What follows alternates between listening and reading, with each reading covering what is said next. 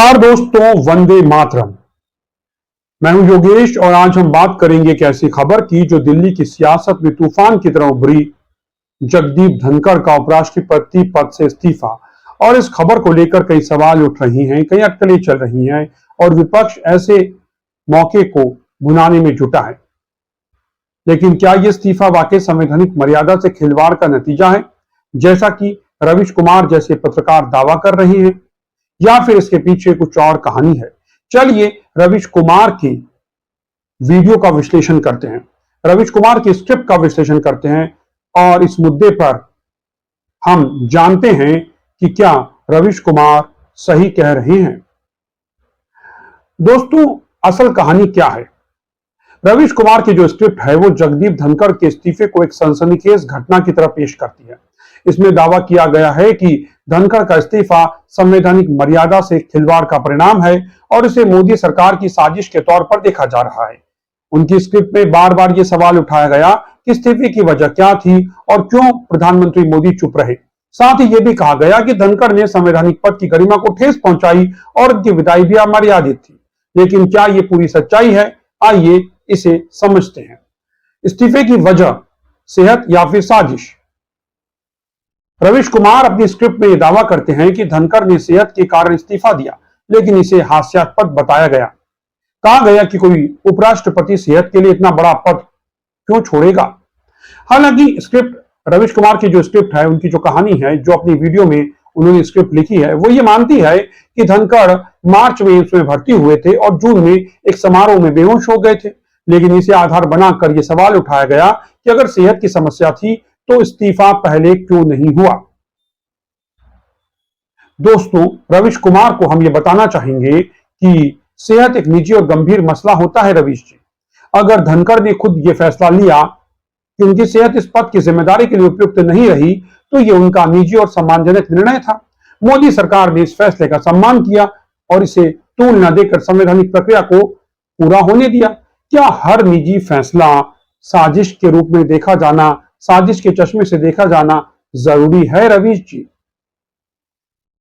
रवीश कुमार अपनी स्क्रिप्ट में पीएम मोदी की चुप्पी को एक रहस्यमय साजिश की तरह पेश करते हैं।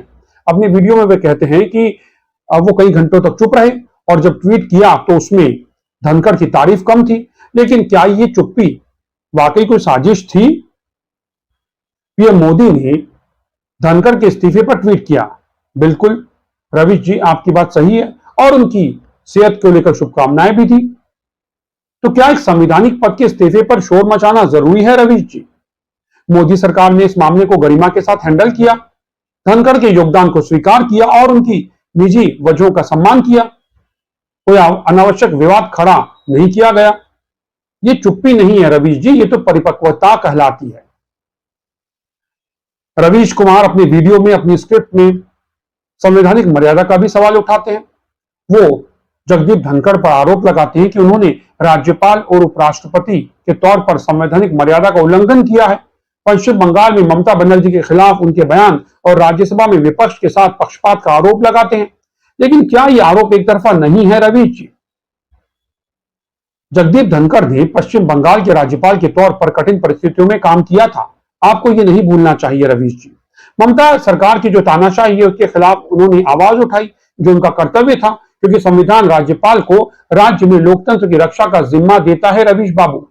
और राज्यसभा में भी उन्होंने नियमों के दायरे में रहकर ही सदन चलाया था। रवीश जी, अगर विपक्ष को उनके फैसले पसंद नहीं आए तो ये उनकी नाकामी है कि वो अविश्वास प्रस्ताव तक पास नहीं करवा पाए। तो ये सवाल तो आपको विपक्ष से पूछना चाहिए कि वो जगदीप धनखड़ के खिलाफ अविश्वास प्रस्ताव क्यों नहीं पास करवा पाए थे।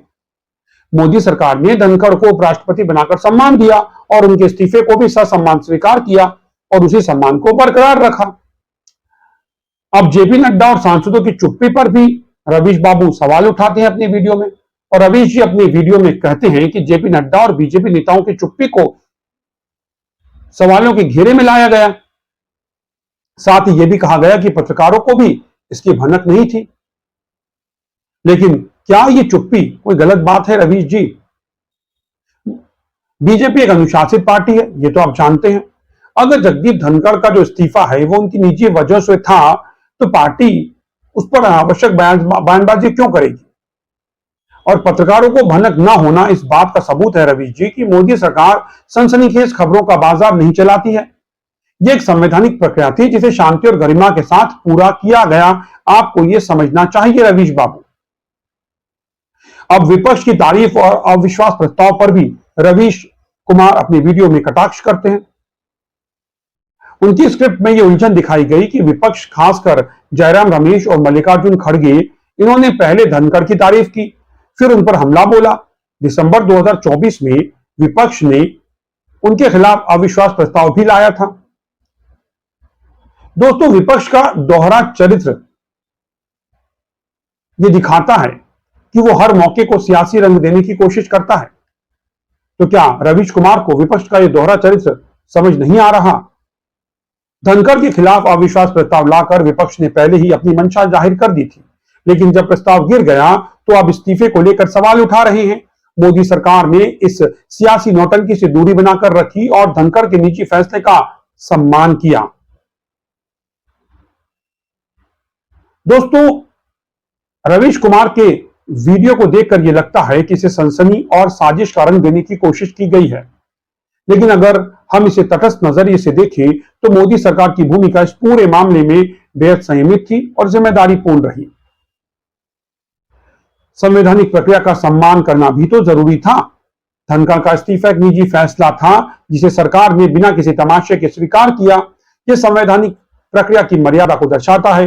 विपक्ष की सियासत का जवाब न देना, विपक्ष ने इससे मौका बनाकर सवाल उठाए, लेकिन सरकार ने विपक्ष की सियासत का जवाब नहीं दिया।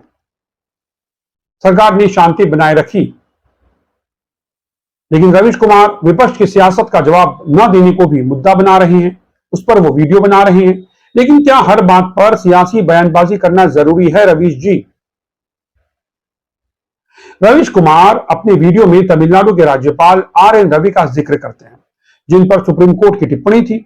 लेकिन क्या यह भूलना ठीक है कि मोदी सरकार ने कई बार संवैधानिक मर्यादाओं को मजबूत करने के लिए कदम उठाए हैं? धनखड़ का इस्तीफा अगर सेहत के कारण था तो यह उनकी निजी पसंद थी, जिसे सरकार ने बिना दबाव के स्वीकार किया। दोस्तों, सियासत में अटकलों का बाजार तो हमेशा गर्म रहता है, लेकिन हर खबर को साजिश का चश्मा पहनकर देखना ठीक नहीं होता।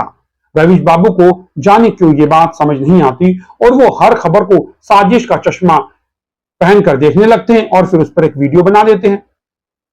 जगदीप धनखड़ ने एक संवैधानिक पद की जिम्मेदारी निभाई और जब उन्होंने निजी कारणों से इस्तीफा दिया तो मोदी सरकार ने इसे गरिमा के साथ स्वीकार किया। ये कोई साजिश नहीं बल्कि एक परिपक्व सरकार की निशानी है जो हर कदम पर देश के हित को पहले रखती है। दोस्तों, तो आप इस बारे में क्या सोचते हैं? क्या आपको लगता है कि रवीश कुमार ने अपनी वीडियो में जो बातें कही हैं वो सही है, या फिर आप हमसे सहमत हैं? क्या आपको लगता है कि मोदी सरकार ने सही कदम उठाया, या फिर रवीश बाबू और विपक्ष की बातों में और जो पत्रकार हैं, वामपंथी पत्रकार हैं, उनकी बातों में कुछ दम है? कमेंट बॉक्स में अपनी राय हमें जरूर बताएं, साझा करें हमारे साथ।